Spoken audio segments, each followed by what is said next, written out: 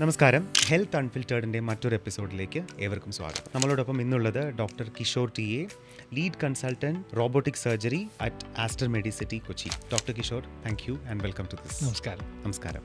Robotic surgery എന്ന് പറയുമ്പോൾ എല്ലാവരും ആദ്യം മനസ്സിൽ വരുന്നത് ഒരു റോബോട്ട് വന്ന് സർജറി ചെയ്യുന്നു എന്നുള്ളതാണ്. എന്താണ് ഇതിൻ്റെ ആക്ച്വലി ഉള്ള വസ്തുത? As A doctor, what is your involvement in this?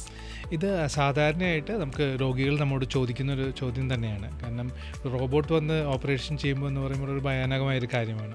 എന്നാൽ റോബോട്ടിക് സർജറി അങ്ങനെയല്ല. നമുക്ക് റോബോട്ട് എന്ന് പറഞ്ഞു കഴിഞ്ഞാൽ ഒരു മാസ്റ്റർ സ്ലേവ് സിസ്റ്റമാണ്. റോബോട്ടിക് സർജറി എപ്പോഴും കൺട്രോൾ ചെയ്യുന്നത് സർജൻ തന്നെയാണ്. മാസ്റ്റർ സർജനാണ്, സ്ലേവാണ് റോബോട്ടിക്. തൻ്റേതായ രീതിയിൽ പ്രവർത്തിക്കുന്ന റോബോട്ടുകൾ ഇതുവരെ മെഡിക്കൽ രംഗത്ത് വന്നിട്ടില്ല. ഭാവിയിൽ പക്ഷേ 1-2 ദശകങ്ങൾ കഴിഞ്ഞാൽ അത് വന്നേക്കാം.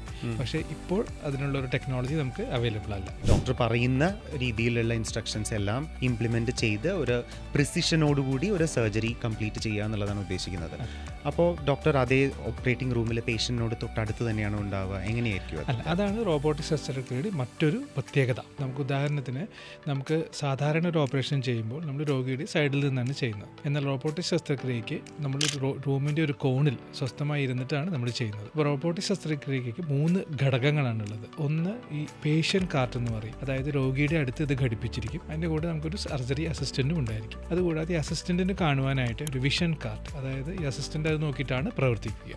അതാണ് രണ്ടാമത്തെ ഒരു ഘടകം. മൂന്നാമത്തെ ഒരു പാർട്ട് എന്ന് പറയുന്നത് സർജൻ കൺസോൾ. അതാണ് ഏറ്റവും പ്രധാനമായിട്ടുള്ളൊരു കാര്യം.